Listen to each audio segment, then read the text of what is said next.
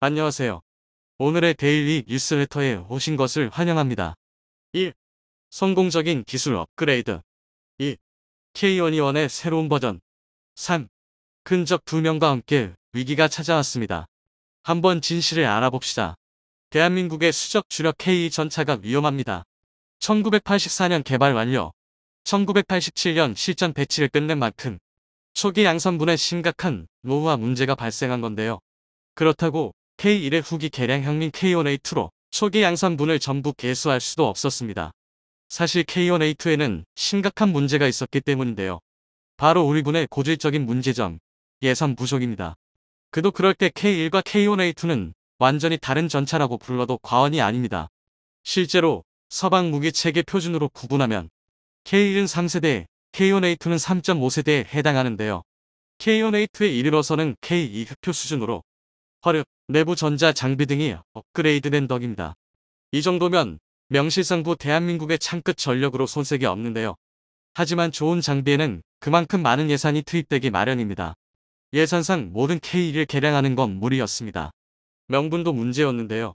사실상 484대의 K1A1A2에 260여 대의 K2표만 더해도 한국은 이미 미국, 러시아를 제외한 세계 최대 3.5세대 전차 보유국 중 하나입니다. 물론 중국이 숨기고 있는 실제 3.5세대 전차 보유량이나 인도의 T-90S를 어떻게 분류하느냐에 따라 순위가 뒤바뀔 수는 있으나 어찌되었든 한국은 세계에서 손꼽을 정도로 많은 양의 3.5세대 전차를 보유하고 있다는 사실은 변하지 않습니다. 그런데 이런 상황에서 나머지 1000대에 달하는 K1까지 K1A2로 업그레이드하는 건 무리가 있었는데요. 결국 우리 군은 K1A용 단계를 건너뛰고 K1A2의 전자 장비를 그대로 K1에 이식하게 되었는데요. 당장의 화력은 K1A2, K2 흡표보다는 떨어져도 동시에 같은 작전을 수행할 수 있도록 내부 장비를 현대화하기로 결정한 것입니다. 바로 K2의 성능 개량형 전차 K121입니다. 그러니까 K121은 일종의 땜빵이었던 건데요. 그러나 이건 어디까지나 이론상의 결과였습니다. 막상 K121을 만들고 나니 상상도 못했던 곳에서 의외의 효과를 발휘하기 시작한 건데요. 그래서 준비했습니다. 오늘은 대한민국 기갑 전력의 핵심 K 전차의 현재와 미래에 대해 알려드리겠습니다. 많은 분이 K 전차의 계보에 대해 헷갈려들 하실 겁니다. 아마 한국 무기체계 중 가장 족보가 복잡한 무기체계가 아닐까 싶은데요. 간단히 정리하자면 K1A1은 K19 기존 단점을 보완하고 성능을 업그레이드해 새롭게 탈바꿈한 전차입니다. 그리고 K1A2는 여기서 내부 전자 장비를 현대화하면서 내실을 다졌는데요. 한마디로 정리하자면 K1A2는 K1을 기반으로 한 새로운 전차라고 할 수 있습니다. 반면 K1A1은 노후한 K1을 창정비를 통해 신품급 장비로 고치고 동시에 K1A2의 전자 장비를 대거 탑재한 성능 개량 타입입니다. 즉 겉껍데기는 크게 바뀐 게 없어 보여도 알맹이는 전혀 다른 전차인 셈입니다. 보다 알기 쉽게 자동차의 비유를 들면 K1A2가 풀체인지라면 K121은 페이스리프트쯤인데요. 또 한 가지 결정적인 차이는 K121은 105mm 주포를 그대로 유지했다는 점입니다. 여기서 지난 영상을 시청하신 분들이라면 한 가지 의문이 생길 수밖에 없는데요. 고작 105mm로 북한이나 중국의 전차를 상대하는 게 가능하냐는 것입니다. 같은 이유로 K1A10i 120mm로 업번을 선택한 걸 감안하면 충분히 생길 만한 의문인데요. 그러나 K120i 105mm 주포를 선택한 데엔 이런 걱정이 무색할 정도로 결정적인 이유가 있습니다. 바로 더 이상 관통력이 부족하지 않다는 것입니다. 한국의 포탄 기술력이 발전하면서 105mm 주포로도 충분한 관통력을 보유할 수 있게 되었기 때문입니다. 일례로 현재 우리 군이 보유한 105mm 주력 포탄 중 K274 날탄의 경우 무려 470mm의 전차 장갑까지 관통할 수 있는데요. 심지어 개량형인 K274N에 이르러서는 545mm까지 늘어났습니다. 게다가 여기서 끝이 아닙니다. 지난 DX 코리아 2022에서는 우리 군에서 기존 대비 관통력이 15% 이상 향상된 신형 105mm 날탄을 연구 중이라는 사실이 공개되었는데요. 그렇다면 105mm 주포로 620mm 장갑까지 관통하는 것도 무리가 아닙니다. 이는 현존하는 대부분의 주력 전차와 비교해도 꼴리지 않는 화력입니다. 복잡하게까지 느껴지는 개량과 꾸준한 관련 장비 개선을 통해 구식 장비도 현대 장비 못지않게 개량해낸 건데요. 단적으로 한국의 K1과 사정이 굉장히 흡사한 일본의 90식 전차만 봐도 이를 알 수 있습니다.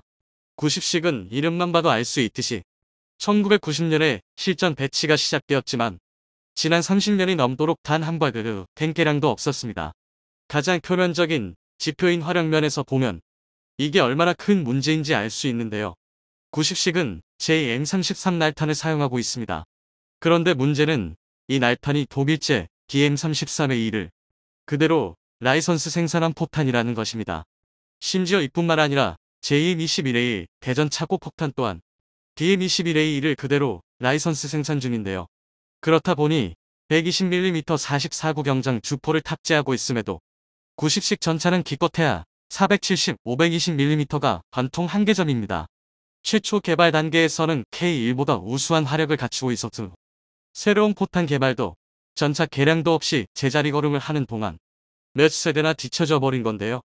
게다가 90식은 일본 육상자위대의 주력 전차로 총 617대 중 절반이 넘는 341대를 차지하고 있습니다.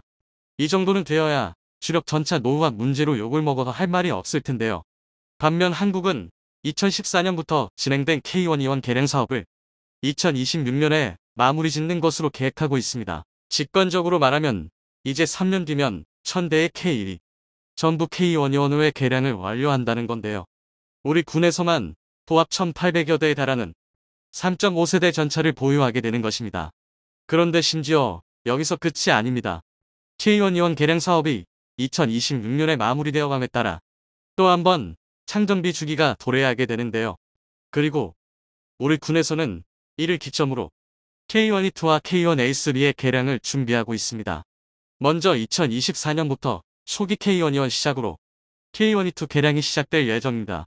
K1E2의 가장 큰 변화는 생존성이라고 할 수 있는데요. K1E2에서는 RWS 원격 무장 운용 체계와 함께 항상 약점으로 지목되었던 MBC 양압 장치가 적용될 예정입니다. 또한 시인성을 크게 개선한 신형 포수조 중경과 APU가 장착될 예정인데요. APU는 보조 동력 장치로 APU가 장착될 경우 양압 장치를 사용하거나 포격을 가하기 위해 계속 시동을 켜둘 필요가 없어 전차 매복과 같은 작전 임무에 굉장히 유리합니다. 특히 K1 특유의 작은 차체의 105mm의 주포는 시가전에서 상당한 효과를 발휘할 것입니다. 갈수록 보병의 역할과 시가전의 중요성이 대두되는 현대전인 만큼 이는 상당히 중요한 전력 강화인데요. 이와 반대로 K1A3에는 K1E2에 적용될 개량 사항과 함께 3세대 복합 장갑으로 방어력을 더욱 끌어올리고 360도 외부 감시 체계가 추가될 예정입니다. 시가전은 K1E2에 담당하게 하고 K1A3는 K2와 함께 본격적인 전차전을 준비하는 모양새인데요. 이쯤 되면 중국의 최신형 3.5세대 전차인 99A식이나 일본의 10식 전차와 비교해도 대등하거나 그 이상의 성능일 것으로 추측됩니다. 이제 왜 K 계열 전차에 대한 말도 안 되는 비방이 들려오는지 알 것 같은데요. 아직도 일각에서는 대한민국의 지상 전력이 세계 최강의 반열에 올랐다는 걸 인정하지 못하고 있습니다. 전차와 자주포에 있어서만큼은 대한민국이 미국과 어깨를 나란히 한다고 말해도 절대 과장이 아닌데요. 하지만 이 자리에서 안주해서는 안 될 것입니다. 우리의 기술력이 뛰어난 것은 맞지만 결코 불가능한 수준은 아닌데요. 최근 황담 안주장이 등장해 대한민국을 괴롭히고 있습니다. 바로 우리 해군이 자칫하면 중국이나 북한에 대한 미사일 한 발에 금멸될 수 있다는 주장인데요. 이 주장의 발단은 바로 우크라이나 전쟁 때문입니다. 현재 우크라이나 전쟁은 무용론 전쟁이라고 불러도 될 정도로 온갖 무기 체계에 대한 검증이 이루어지고 있습니다. 그 중에서도 가장 극단적으로 평가되는 무기 체계가 있습니다. 그것은 바로 미사일과 군함입니다. 매번 새로운 전황에 올라올 때마다 앞장의 끝을 보여주는 러시아군이지만 유감스럽게도 미사일 폭격은 나름의 전과를 올리고 있습니다. 특히 무차별적인 미사일 폭격으로 인한 민간 시설 피해가 어마어마합니다. 일례로 최근 젤렌스키 대통령이 발표한 내용에 따르면 우크라이나의 에너지 인프라 50%가 러시아군의 미사일 공격에 의해 파괴되었다고 하는데요. 전후 사회시설 복구에 참담한 난항이 예상됩니다. 이에 전문가들은 만약 전쟁이 우크라이나의 승리로 끝나더라도 인프라 부족으로 사회 구조가 혼란스러운 틈을 타 러시아의 심리전이 시작될 가능성이 높다고 경고하고 있는데요. 즉 우크라이나가 외부의 공격이 아닌 내부에서부터 무너지게 할 속셈이라는 것입니다. 이는 상당히 설득력 있는 주장인데요. 이번 전쟁을 100년대계의 전략으로 본다면 진정한 승자는 러시아가 될 수도 있습니다. 물론 그때까지 러시아가 붕괴하지 않고 우크라이나가 서방 세계에서 완전히 척을 지어야 한다는 단서 조항이 붙긴 하는데요. 하지만 지금 러시아의 무차별 미사일 폭격은 분명 위협적인 사실입니다. 반면 러시아 해군이 자랑하던 흑해 함대의 강력한 군함들은 속된 말로 팬티속까지 탈탈 털렸습니다. 특히 러시아 흑해 함대의 기함이던 모스크바함이 고장 nep튠지대함 미사일 2발에 격침당하면서 러시아 해군의 위상은 정말 바닥으로 떨어졌습니다. 심지어 일각에서는 아무리 배수량이 크고 강력한 군함이라도 대한 미사일 공격에는 무용지물이 되는 것 아니냐는 주장까지 나올 정도인데요. 맞습니다. 확실히 군함은 미사일 공격에 취약할 수 있습니다. 물 위에 떠 있다는 특성상 미사일 한 발만 잘못 맞아도 침몰하는 경우가 부지기수인데요. 더구나 모스크바함이 적 미사일을 요격시키는 방공 순양함이라는 것만 보면 군함 무용론이 불거지는 것도 무리는 아닙니다. 그런데 결론부터 말하면 이는 명백히 잘못된 생각입니다. 애초에 모스크바함이 어이없게 침몰한 건 내부에 제대로 된 기만 체계가 탑재되지 않았기 때문입니다. 더구나 그나마 남은 방어 체계는 러시아 수뇌부의 부전부패로 팔아먹을 수 있는 건 모두 팔아먹어 이미 제 성능을 발휘하지 못했는데요. 사실 현대의 제대로 된 군함들은 처음부터 대한 미사일에 맞지 않겠다는 각오로 전력을 강화하고 있습니다. 그래서 준비했습니다. 오늘은 대한민국 전투함이 대한 미사일을 방어하기 위해 새롭게 개발하는 무기체계에 대해 알려드리겠습니다. 제2차 세계대전이 끝나면서 전함은 급격한 몰락을 맞이했습니다. 항공모함이 등장하고 로켓, 미사일 기술이 발전하면서 더 이상 강력하고 커다란 대구경 함포가 불필요해진 건데요. 오죽하면 현대 구축함 등의 대구경 함포를 탑재하는 건 과거의 기술이라는 주장까지 나오고 있습니다.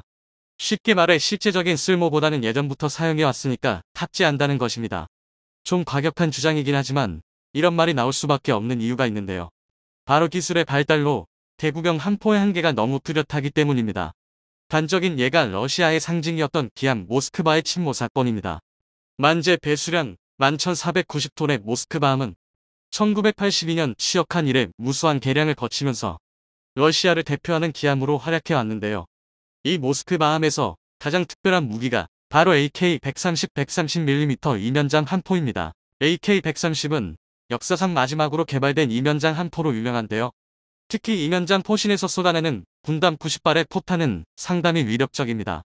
게다가 이 포는 90톤에 달하는 육중함 무게로도 양각이 80도 이상이라 제한적인 대공 포격까지 가능합니다.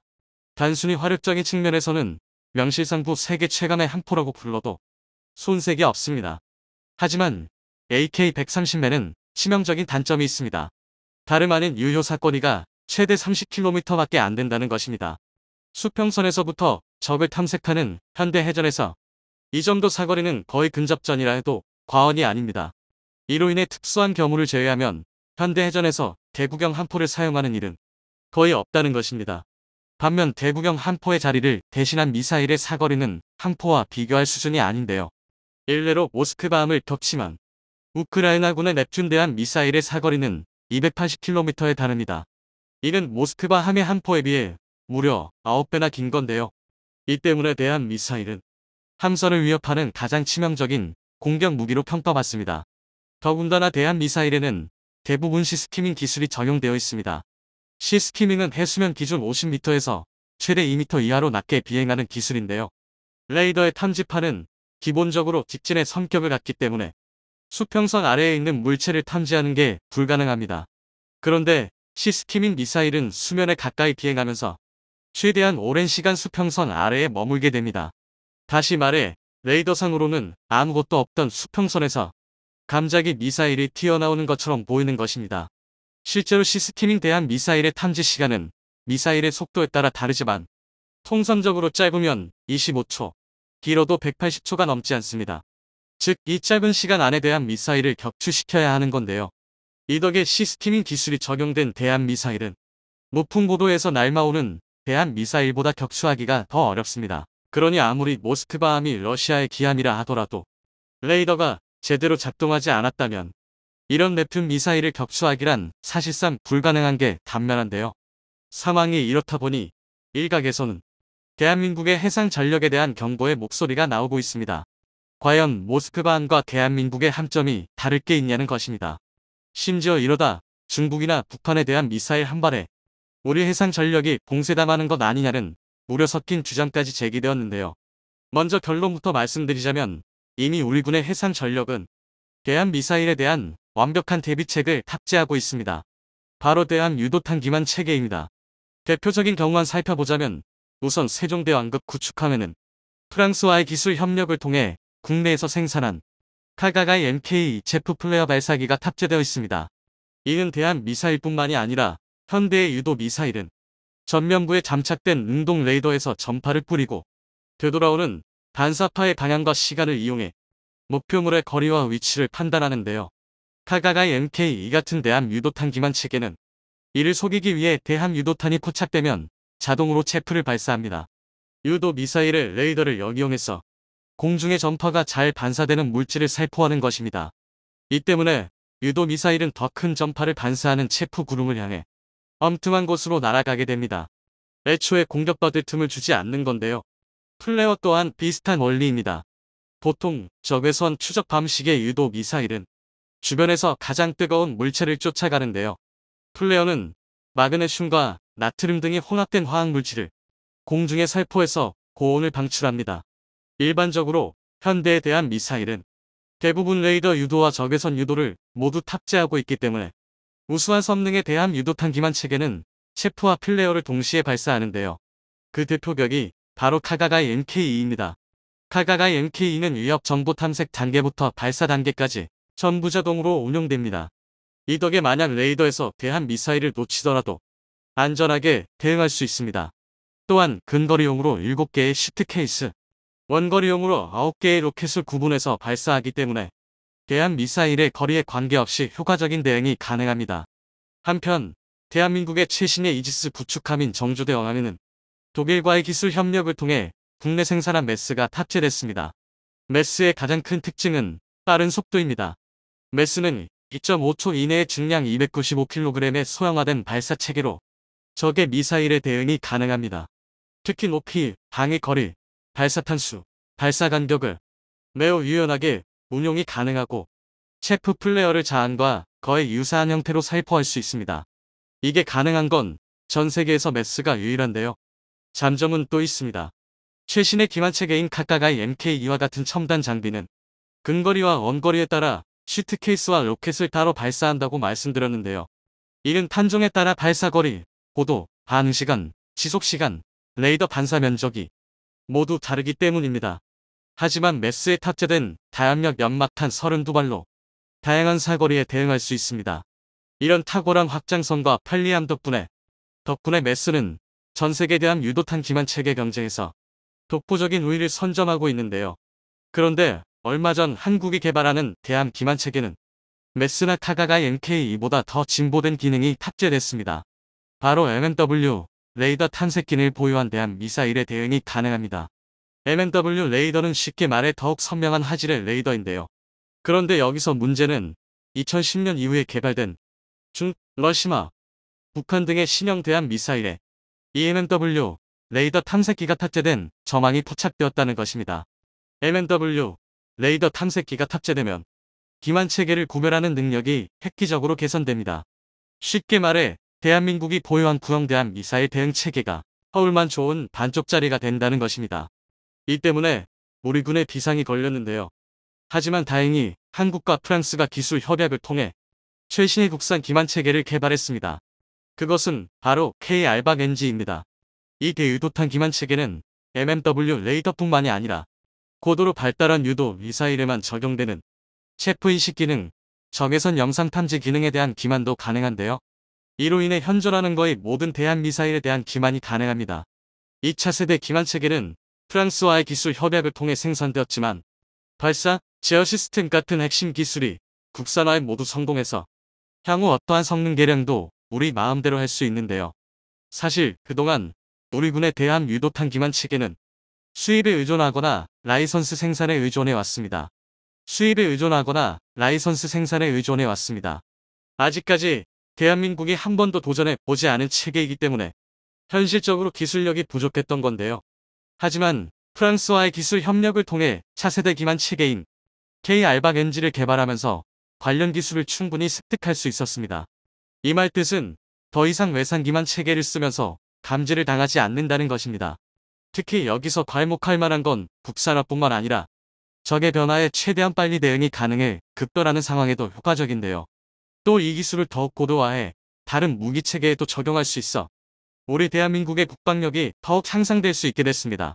전투기 역시 빼놓을 수 없는 중요한 무기 중 하나로 여러 나라에서 뛰어난 성능을 내세워 경쟁하고 있으며 차세대 전투기 개발 붐이 일어날 정도로 개발에 박차를 가하고 있습니다. 영국은 이탈리아, 스웨덴과 함께 차세대 전투기 공동 개발 사업인 템페스트를 추진 중입니다.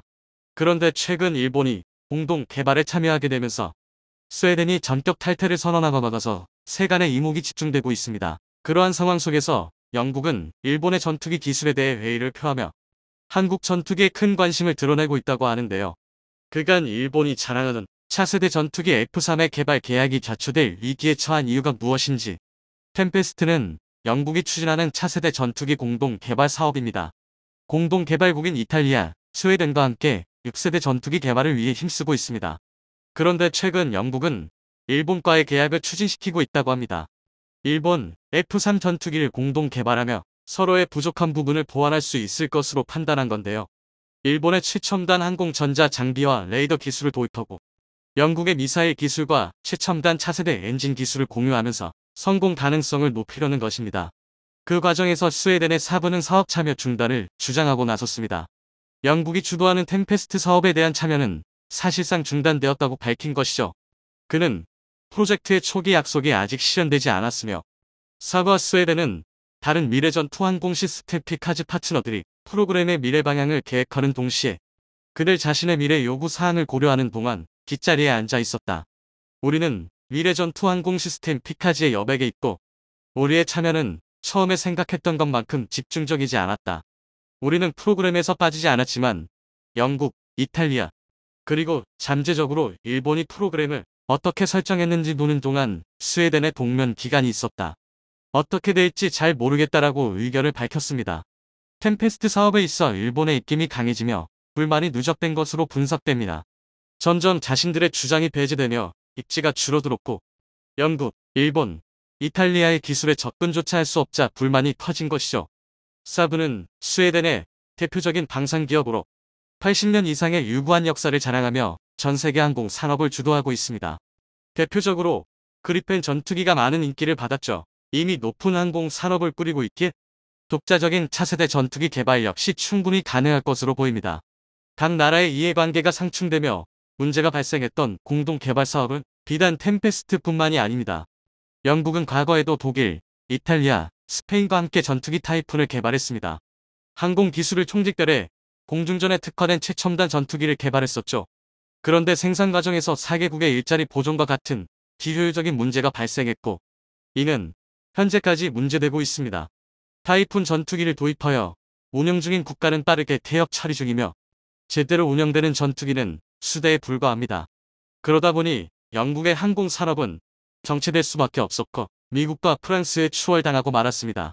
이러한 상황을 벗어나고자 영국은 새롭게 템페스트 사업을 추진했던 것이죠.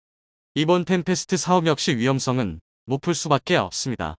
공동 개발은 일반적으로 기술을 함께 개발 공유하고 개발비도 함께 내기에 개발 부담을 줄일 수 있다는 장점이 있습니다. 그러나 운용 욕구와 개발 스케줄이 정리되지 않는다던가 만들어진 기체의 성능에 만족하지 못하는 등의 이유로 개발이 공중 분해될 수도 있습니다. 영국은 스웨덴보다 개발비를 많이 투자하는 일본에 높은 기대를 걸며 새로운 파트너를 선택했는데 각국의 협력 관계가 얼마나 잘 유지될지 장담할 수 없습니다. 영국과 일본의 전투기 공동 개발 계약 체결이 막바지에 다다른 상황에서 일본이 급속도로 열애당하고 있습니다.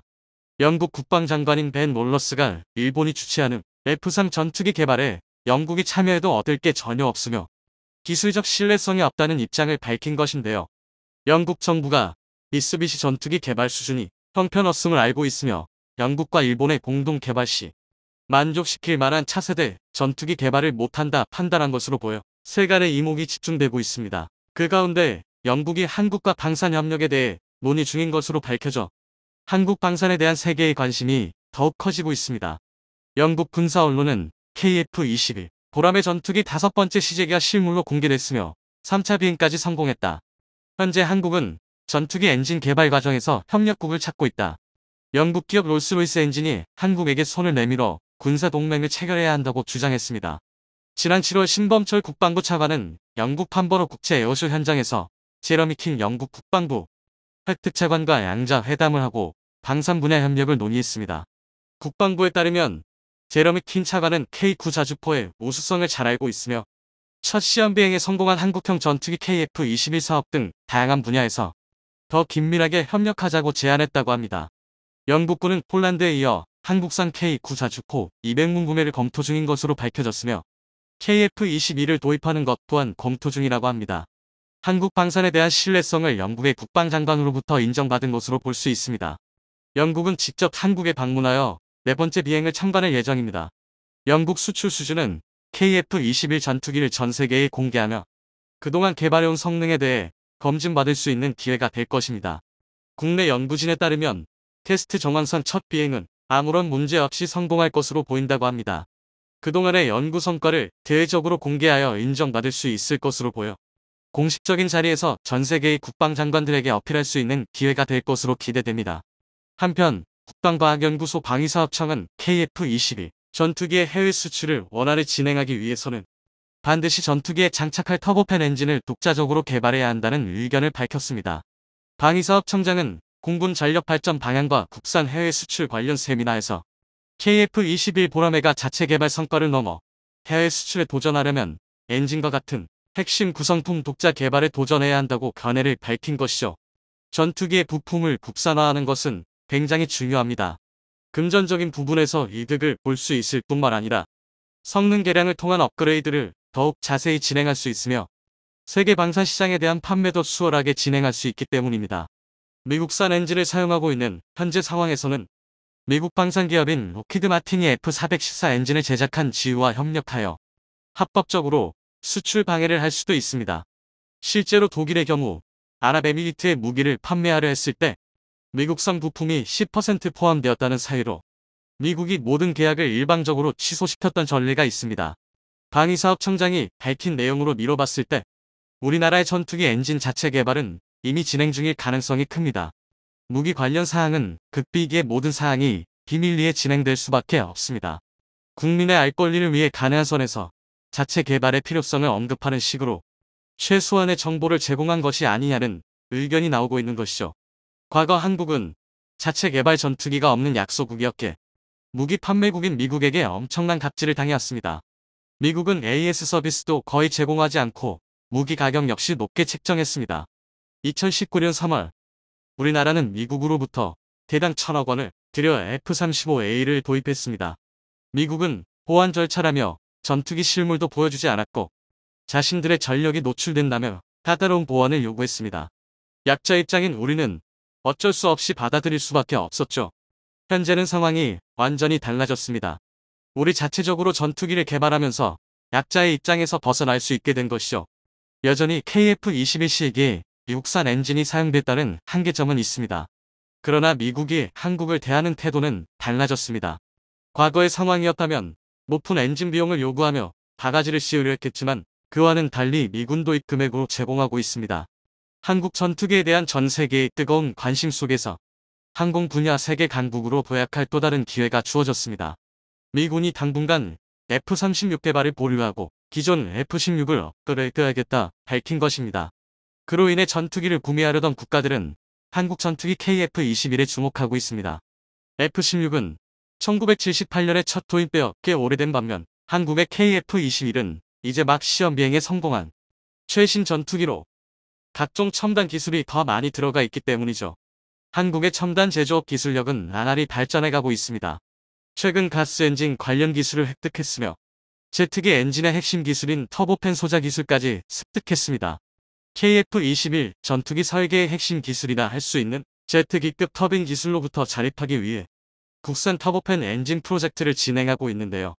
이는 점진적으로 개발 완료될 것으로 보이며 현재 국산화 엔진 비율은 80%로 머지않아 전투기 엔진 100% 국산화에 성공할 예정이라고 합니다.